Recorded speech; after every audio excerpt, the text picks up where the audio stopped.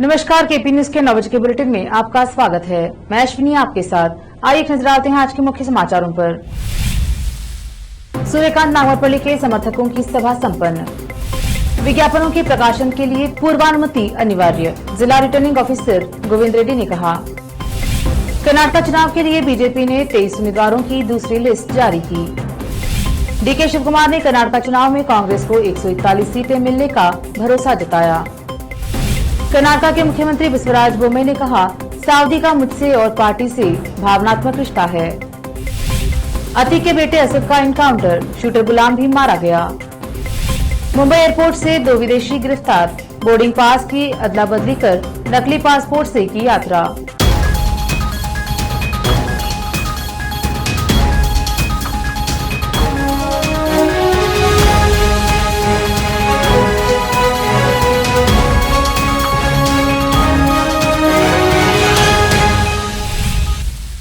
समाचारों का सिलसिला शुरू करते हुए देखते हैं समाचार विस्तार से। पहले समाचार स्थानीय। भाजपा ने बुधवार देर रात को अपने उम्मीदवारों की दूसरी सूची जारी की है, जिसमें भालकी से प्रकाश खंडरे और बीदर उत्तर से ईश्वर सिंह ठाकुर को उम्मीदवार घोषित किया गया है, जिसे भाजपा नेता एवं बीदर उत्तर के आकांक्षी सूर्यकांत नागवरपल्ली को भाजपा द्वारा टिकट नहीं देने से सूर्यकांत के समर्थकों में निराशा है। आज सुबह सूर्यकांत के भाई डीसीसी बैंक के अध्यक्ष उमाकांत नागवरपल्ली ने कहा, शहर के प्रतापनगर क्षेत्र में कार्यकर्ताओं की एक सभा को संबोधित करके पत्रकारों से बताया कि सूर्यकांत बेंगलुरु में है और वह जल्द ही बीदर पहुंचेंगे और चुनाव के संबंध में निर्णय लेकर सभी को अवगत कराएंगे। संवाददाता असलम खान और कैमरामैन संतोष का कवरेज।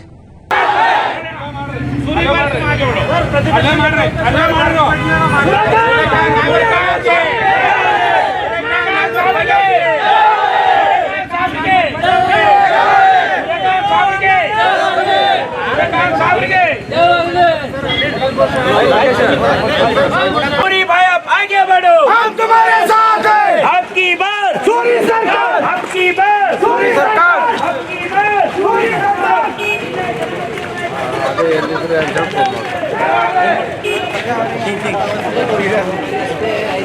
और गुरुपादप्पा नागवरपल्ली के फॉलोअर्स और जीएन फाउंडेशन के सभी दिग्गज कार्यकर्ता और दिग्गज जो सदस्य हैं, आज उनके समक्ष उन्होंने जो निर्णय ले रहे हैं, जो उसके बावजूद भी जो मतदार प्रभु जो निर्णय लेंगे, उसके बदौलत गुरुपादप्पा नागवरपल्ली के जो फॉलोअर्स है, आज अपना अपना राय जो मशवरा यहाँ पर हमें दिया है।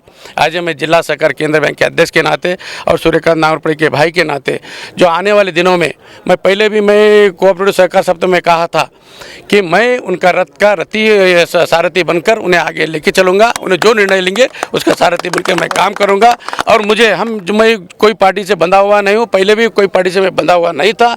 आज आने वाले मैं सहकार क्षेत्र में काम करने वाला एक नुमाइंदा हूँ और आने वाले दिनों में सहकार क्षेत्र में काम करूँगा। और यहाँ पर आज जो सूर्यकांत नागवरपल्ली के जो कल निर्णय लेंगे, उस निर्णय में उनके साथ मैं रहूँगा। क्या निर्णय लेंगे सर? इंडिपेंडेंट उन्होंने जो निर्णय उन्होंने लेंगे और हमारे मतदार प्रभु जो उनको सलाह देंगे, जो मतदार प्रभु का सलाह ही हमारा उनका जो ये करेंगे, उनके बदौलत हम चलेंगे, आगे चलेंगे। का कारण क्या है सर? टिकट अब क्या कटा, क्यों कटा बोल के अब वो जो कट किए हैं वही लोग बोल सकते, उत्तर दे सकते हैं। क्यों लोग भी है सर जो 2 बार हारे तो उनको भी टिकट मिला है? नहीं, ऐसा तो जो ये जब 75 साल के अंदर के नहीं देना बोल के नहीं था, 75 साल के बाद भी वो लोगों को भी टिकट मिला है और वो को 2 बार 3 बार जो डिफीट हुए उनको भी टिकट मिला है। अब इनका टिकट क्यों कट गया, क्या वजह से कट गया, वो जो कट किए हैं उन्हें उत्तर देना चाहिए। Thank you sir. कि आज जो बीजेपी ने निर्णय लिया है उनके नुकसान के लिए लिया है। जो 6 सीट को नुकसान के लिए लिया है, 6 सीट को नुकसान ऐसे के लिए लिया है। जो बात यह थी कि एक मराठे को टिकट देंगे बोल के, 6 तालुके में एक तो जगह मराठा समाज को टिकट देंगे बोल के बोले थे। हमारे मराठे समाज के लोग, अमित शाह जी आए, मेमोरेंडम दिए थे मराठा समाज को हमारे को एक टिकट दे बोले। लड्डा जी आए, हम मेमोरेंडम दिए। राज्य अध्यक्ष दिए, नलिन कुमार आए, हम मेमोरेंडम दिए कि हमारा वोट 2,75,000 इस डिस्ट्रिक्ट में हमारा वोट है। हम वोट खाली एमपी को, मोदी का मुंह देख के हम एमपी को डाल रहे हैं, लेकिन हमारे समाज के ऊपर अन्याय हो रहा है। हमारे समाज के ऊपर बीजेपी ने अन्याय किया है। सालों 20 साल से अन्याय करते आ रहा है हमारे समाज को। हमारा समाज एक लिंगायत समाज के बाद एक सेकेंड स्टेट के ऊपर है हमारा समाज, एक डिस्ट्रिक्ट में, लेकिन हमारे समाज को ये एक तालुके में भी नहीं दिए। आज औराद में 45,000 वोट है मराठा समाज का, भालकी तालुके में 38,000 है मराठा समाज का, 50,000 वोट बसकल्याण तालुके में, उमनाबाद में 18,000 वोट मराठा समाज का। विभिन्न राजनीतिक दलों और उम्मीदवारों को जिला मीडिया प्रमाणन समिति MCAC की पूर्व स्वीकृति के साथ प्रिंट, इलेक्ट्रॉनिक मीडिया और सोशल मीडिया जैसे फेसबुक, ट्विटर, इंस्टाग्राम, व्हाट्सएप और अन्य सोशल मीडिया में विज्ञापन प्रकाशित करना चाहिए। पेड न्यूज कोई भी राजनीतिक दल किसी विशेष उम्मीदवार की प्रशंसा करने वाले समाचारों और लेखों की रिपोर्टिंग चुनाव आचार संहिता का उल्लंघन है। जिले में समस्त मीडिया आचार संहिता का उल्लंघन किए बिना कार्य करे। ड्राफ्ट प्रिंट करने के बाद प्रिंटर द्वारा आरओ को 2 प्रतियां दी जानी चाहिए। प्रिंटर का पता कवर लेटर के नीचे होना चाहिए। धार्मिक आयोजन, मेले व अन्य कार्यक्रमों की पर्ची पर अभ्यर्थियों के चित्र नहीं छपने से यह आचार संहिता का उल्लंघन है। जिले के सभी मुद्रकों को आचार संहिता का पालन करना होगा। बीदर नगर में अम्बेडकर सर्कल के पास सरकारी गेस्ट हाउस में एक मीडिया प्रमाणन केंद्र MCAC स्थापित किया गया है, जहां विभिन्न राजनीतिक दलों और उम्मीदवारों को अनुलग्नक एक के रूप में नियुक्त किया गया है। जिला निर्वाचन अधिकारी एवं जिला आयुक्त गोविंद रेड्डी ने एक विज्ञप्ति में कहा कि आवेदन प्राप्त करने और उनका विवरण देने के बाद पूर्व स्वीकृति ले और विज्ञापन प्रकाशित करे। विशेष संवाददाता की रिपोर्ट। लेते हैं छोटा सा ब्रेक, जल्द लौटेंगे ब्रेक के बाद।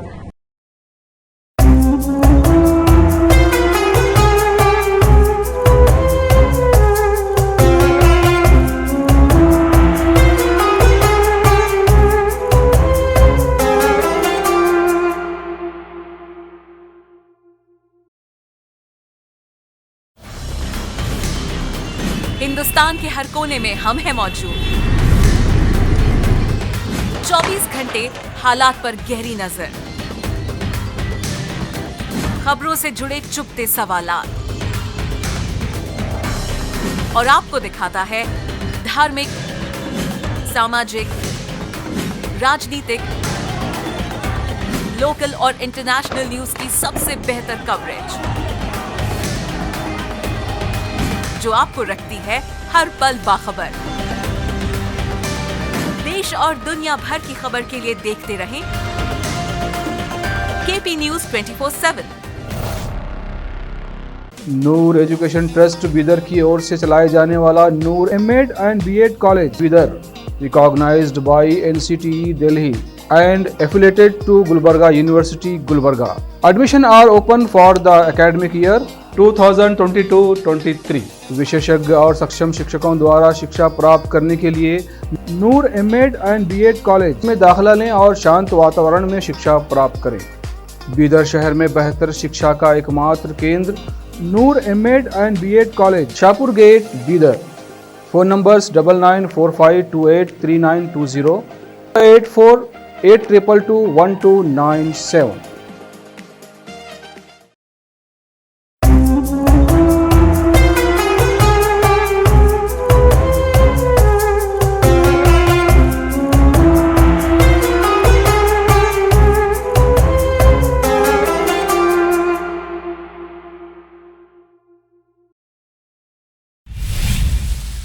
ब्रेक के बाद स्वागत है आपका। देखते हैं आगे के समाचार। मंगलवार को 189 उम्मीदवारों की अपनी पहली सूची के बाद बगावत के बावजूद भाजपा ने बुधवार रात 23 उम्मीदवारों की दूसरी सूची जारी की। पहली सूची में 9 मौजूदा विधायकों को टिकट देने से इनकार करने वाली पार्टी ने दूसरी सूची तैयार करते समय कुछ विधायकों को टिकट नहीं दिया। इसने हुबली धारवाड़ केंद्रीय निर्वाचन क्षेत्र के लिए किसी भी उम्मीदवार की घोषणा नहीं की है, जिसका विधानसभा में प्रतिनिधित्व पूर्व मुख्यमंत्री जगदीश शेट्टार करते हैं, जिन्होंने बुधवार को दिल्ली में पार्टी के राष्ट्रीय अध्यक्ष JP नड्डा से मुलाकात की थी। मुख्य रणनीतिकार अमित शाह समेत वरिष्ठ नेताओं के साथ बैठक के बाद पार्टी की केंद्रीय चुनाव समिति ने दूसरी सूची की घोषणा की। कल घाटकी से चुनाव लड़ने के लिए हाल ही में भाजपा में शामिल हुए एक कांग्रेसी नेता नागराजा छब्बी को शामिल करते हुए पार्टी ने मुदिगेरे के विधायक MP कुमारस्वामी को हटा दिया, जो अपने कार्यकर्ताओं के एक वर्ग के विरोध का सामना कर रहे थे, और दीपक डोडैया को चुना। राज्य कांग्रेस अध्यक्ष DK शिवकुमार ने बुधवार को कर्नाटक में 10 मई को होने वाले विधानसभा चुनाव में पार्टी को 141 सीटें मिलने का भरोसा जताया। उन्होंने यह भी कहा कि बीजेपी महज 65 से 70 सीटें जीत पाएगी। भाजपा के 189 उम्मीदवारों की पहली सूची की तुलना कांग्रेस के 166 उम्मीदवारों की पहली सूची से करते हुए शिव कुमार ने कहा कि भाजपा के हजारों कार्यकर्ता जल्द ही कांग्रेस में शामिल होंगे। यह पूछे जाने पर कि क्या असंतुष्ट भाजपा नेता उनके संपर्क में थे, कनकपुरा विधायक ने कहा कि वह वर्तमान में किसी से बात नहीं करने जा रहे हैं, क्योंकि भाजपा के सैकड़ों नेता पार्टी से इस्तीफा दे रहे हैं। शिव कुमार ने स्पष्ट किया कि उनके छोटे भाई और बेंगलुरु ग्रामीण सांसद डीके शिव कुमार पद्मनाभ नगर विधानसभा सीट से राजस्व मंत्री आर अशोक के खिलाफ चुनाव नहीं लड़ेंगे। भाजपा ने अशोक को 2 निर्वाचन क्षेत्रों पद्मनाभ नगर और कनकपुरा से मैदान में उतारा है, जहां उनका सामना शिव कुमार से होगा। शिव कुमार ने कहा, दबाव है कि सुरेश को पद्मनाभ नगर से चुनाव लड़ना चाहिए, क्योंकि पार्टी ने पहले ही रघुनाथ नायडू को अपना उम्मीदवार घोषित कर दिया है। उन्होंने कहा कि उन्हें किसी के साथ समझौता करने की जरूरत नहीं है। पिछले चुनाव में जेडीएस ने नायडू समुदाय से एक उम्मीदवार को मैदान में उतारा था। हमने वोकलिंगा को मैदान में उतारा, लेकिन हमारी रणनीति काम नहीं आई।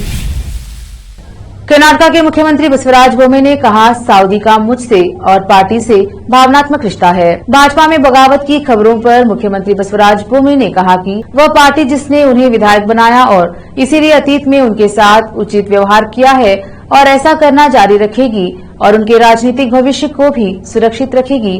वे धर्मस्थल स्थित श्री मंजुनाथेश्वर मंदिर में पूजा अर्चना करने के बाद पत्रकारों से बातचीत कर रहे थे। इस तरह की सुबुगाहट पर कि लक्ष्मण साउदी भारतीय जनता पार्टी छोड़ सकते हैं और निर्दलीय या किसी अन्य पार्टी से चुनाव लड़ सकते हैं। बोम्मे ने कहा कि चुनाव के दौरान ऐसी चीजें आम हैं। सऊदी का मेरे और पार्टी के साथ भावनात्मक रिश्ता है। हो सकता है कि उसने दर्द के मारे ऐसा कहा हो। हम इसे बातचीत के जरिए सुलझा लेंगे। मंत्री एस अंगारा के इस बयान पर कि वह पार्टी के लिए प्रचार नहीं करेंगे, उन्होंने कहा कि विधायक एक सज्जन राजनेता है और वह उनसे बात करेंगे। विनय कुलकर्णी द्वारा शिगांव में उनके खिलाफ चुनाव लड़ने के लिए कांग्रेस के टिकट की मांग पर मुख्यमंत्री ने कहा कि यह उनके लिए मायने नहीं रखता कि उनका प्रतिद्वंदी कौन है, क्योंकि उनके लिए केवल मतदाता ही मायने रखते हैं। लेते हैं छोटा सा ब्रेक, जल्द लौटेंगे ब्रेक के बाद।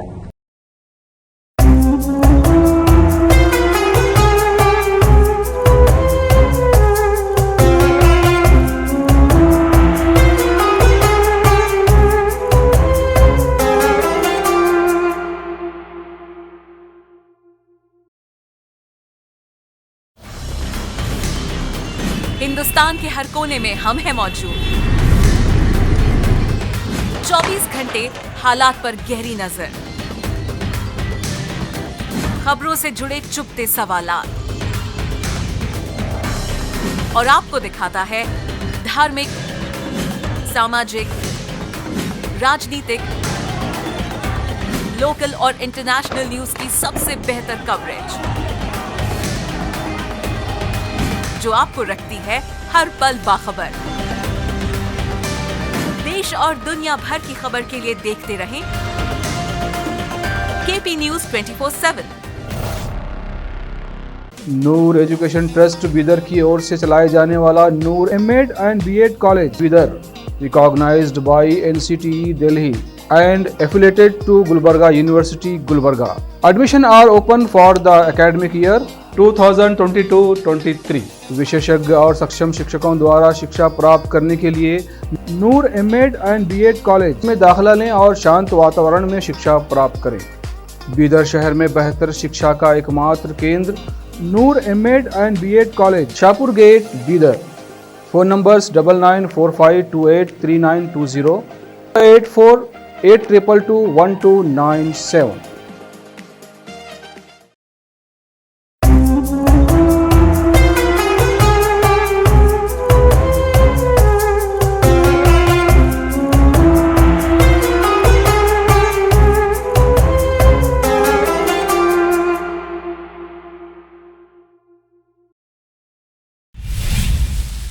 ब्रेक के बाद स्वागत है आपका। देखते हैं आगे के समाचार। माफिया डॉन अतीक अहमद का बेटा Asad Ahmad UP STF team के साथ एनकाउंटर में मारा गया है। असद के अलावा शूटर गुलाम मोहम्मद भी इस एनकाउंटर में मारा गया। ये दोनों ही प्रयागराज के उमेश पाल हत्याकांड में वांटेड थे। दोनों के ऊपर 5-5 लाख रुपए का इनाम था और पुलिस इनकी तलाश में पूरा जोर लगाए हुई थी। झांसी में डीएसपी नवेंदु और डीएसपी विमल के नेतृत्व में यूपी एसटीएफ टीम के साथ मुठभेड़ में दोनों मारे गए हैं। जानकारी के मुताबिक मारे गए असद और गुलाम के पास पुलिस को विदेशी अत्याधुनिक हथियार भी बरामद हुए हैं। यूपी पुलिस के अपर पुलिस महानिदेशक कानून व्यवस्था प्रशांत कुमार ने एनकाउंटर की पुष्टि करते हुए बताया कि माफिया एवं पूर्व सांसद अतीक अहमद का बेटा असद और शूटर गुलाम झांसी में उत्तर पुलिस के साथ मुठभेड़ में मारे गए। वही जानकारी के मुताबिक आज दोपहर करीब 12 बजे यह एनकाउंटर झांसी के बड़का गांव के पारिछा डैम के पास हुआ। यह जगह जो झांसी से 7 किलोमीटर दूर पड़ता है। असद के एनकाउंटर की खबर मिलते ही कोर्ट के अंदर अतीक और अशरफ की आंखों में आंसू आ गए।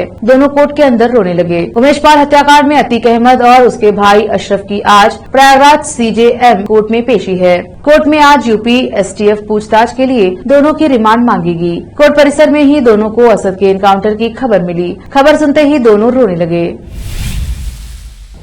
मुंबई इंटरनेशनल एयरपोर्ट से एक अजीब वाकया सामने आया है। यहाँ 2 विदेशी अपने बोर्डिंग पास की अदला बदली करने के आरोप में पकड़े गए हैं। दरअसल मुंबई पुलिस ने एयरपोर्ट पर एक श्रीलंकाई और एक जर्मन नागरिक को लंदन और काठमांडू की यात्रा करने के लिए एक दूसरे से अपने बोर्डिंग पास की अदला बदली करने के आरोप में गिरफ्तार किया है। एक अधिकारी ने गुरुवार को यह जानकारी दी। अधिकारी ने बताया कि यह घटना सोमवार को छत्रपति शिवाजी महाराज इंटरनेशनल एयरपोर्ट पर हुई। अधिकारी के मुताबिक फर्जी पासपोर्ट पर यात्रा कर रहे 22 वर्षीय श्रीलंकाई नागरिक और 36 साल के जर्मन यात्री ने लंदन और काठमांडू की यात्रा करने के लिए एयरपोर्ट के शौचालय में एक दूसरे से बोर्डिंग पास की अदला बदली की थी। अधिकारियों ने बताया कि मामले का खुलासा तब हुआ जब विमानन कंपनी के कर्मी ने पाया कि श्रीलंकाई नागरिक के पासपोर्ट पर लगी प्रस्थान मुहर जाली मालूम होती है। अधिकारी के मुताबिक यह भी पाया गया है कि श्रीलंकाई नागरिक के पासपोर्ट और बोर्डिंग पास पर लगी प्रस्थान मुहर के अंक अलग अलग हैं। एक पुलिस अधिकारी के मुताबिक ब्रिटेन पहुंच चुके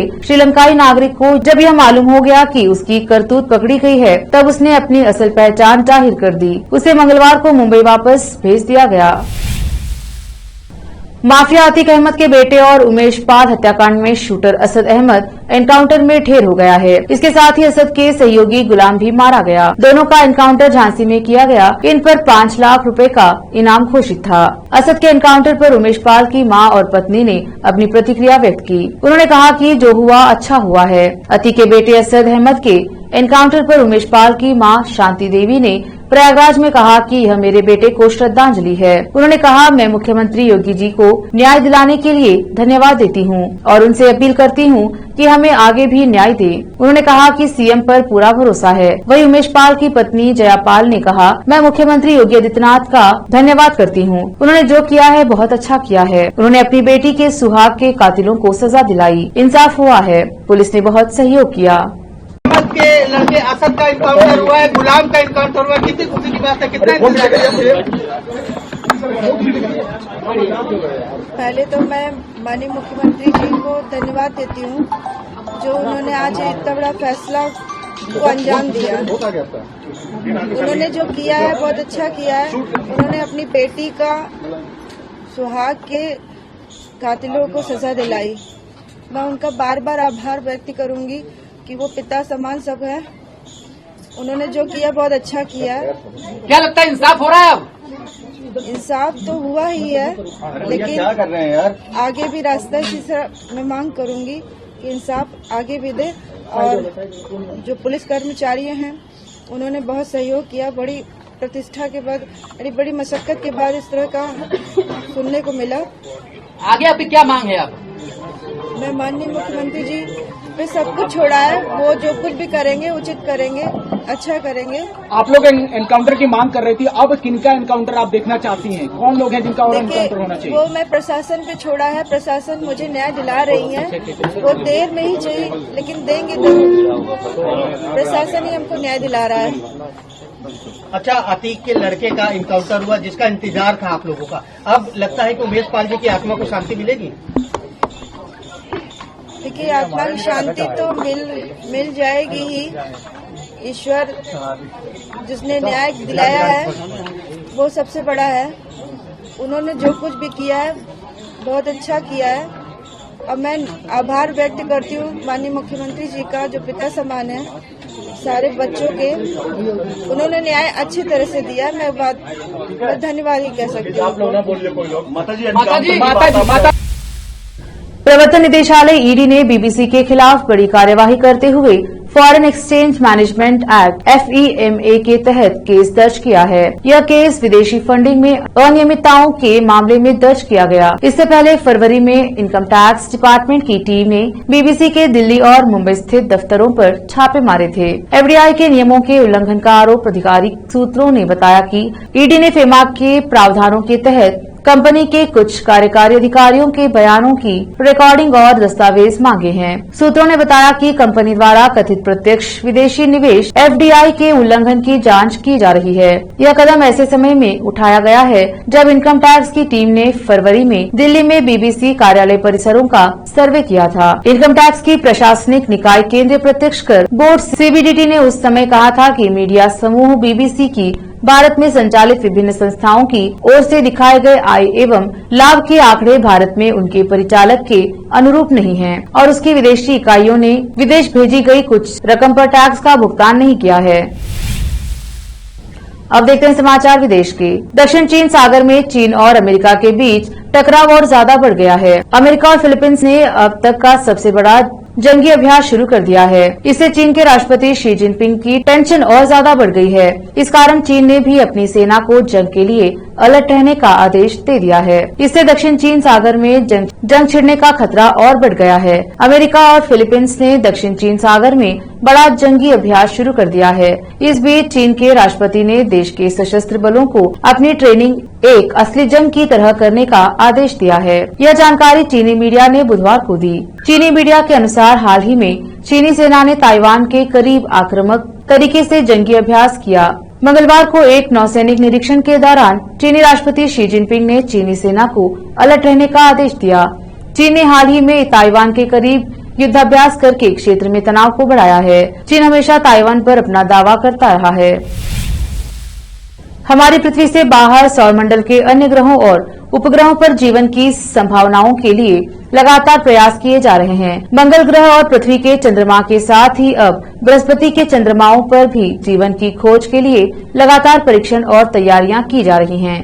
इसी कड़ी में यूरोपियन अंतरिक्ष एजेंसी आज जूस मिशन को लॉन्च करने जा रही है। जूस का अर्थ है जुपिटर आइसी मून्स एक्सप्लोरर। हमारे सौरमंडल के सबसे बड़े ग्रह बृहस्पति के तीनों चंद्रमाओं पर जीवन की खोज के लिए यूरोपियन अंतरिक्ष एजेंसी यानी ESA आज गुरुवार को जूस यानी जुपिटर आइसी मून्स एक्सप्लोरर मिशन लॉन्च करेगी। यूरोपियन अंतरिक्ष एजेंसी ESA, एरियन स्पेस और एयरबेस मिलकर फ्रेंच गुयाना के फोराउ स्पोर्ट पोर्ट से एरियन 5 रॉकेट के जरिए इसे अंतरिक्ष में भेजेंगे। इस प्रोजेक्ट पर काफी लागत आएगी। जानकारी के अनुसार इस पूरे प्रोजेक्ट की लागत 14,270 करोड़ रुपए बताई गई है। इसे भारतीय समयानुसार 13 अप्रैल को शाम करीब 5:45 पर लॉन्च किया जाएगा। जूस स्पेसक्राफ्ट साल 2031 के जुलाई में बृहस्पति की कक्षा में प्रवेश करेगा। एक नजर फिल्मों के समाचारों पर। काजोल ने पहली बार किया खुलासा, कुछ कुछ होता है में शादी का वो राज अब आया सामने। अब समाचार खेल जगत के। IPL 2023 जब चेपॉक ने चला माही का बल्ला, जियो सिनेमा पर टूट गए सभी रिकॉर्ड। आखिर में देखते हैं समाचार बाजार के। GST पंजीकृत कारोबारियों के लिए बड़ी खबर, अब 7 दिन में IRP पर करना होगा काम। फिर से एक नजर आज की सुर्खियों पर। सूर्यकांत नागवरपल्ली के समर्थकों की सभा संपन्न। विज्ञापनों के प्रकाशन के लिए पूर्वानुमति अनिवार्य, जिला रिटर्निंग ऑफिसर गोविंद रेड्डी ने कहा। कर्नाटक चुनाव के लिए बीजेपी ने 23 उम्मीदवारों की दूसरी लिस्ट जारी की। DK शिवकुमार ने कर्नाटक चुनाव में कांग्रेस को 141 सीटें मिलने का भरोसा जताया। कर्नाटक के मुख्यमंत्री बसवराज बोम्मई ने कहा, साउदी का मुझसे और पार्टी से भावनात्मक रिश्ता है। अतीक के बेटे असद का एनकाउंटर, शूटर गुलाम भी मारा गया। मुंबई एयरपोर्ट से 2 विदेशी गिरफ्तार, बोर्डिंग पास की अदला बदली कर नकली पासपोर्ट से की यात्रा।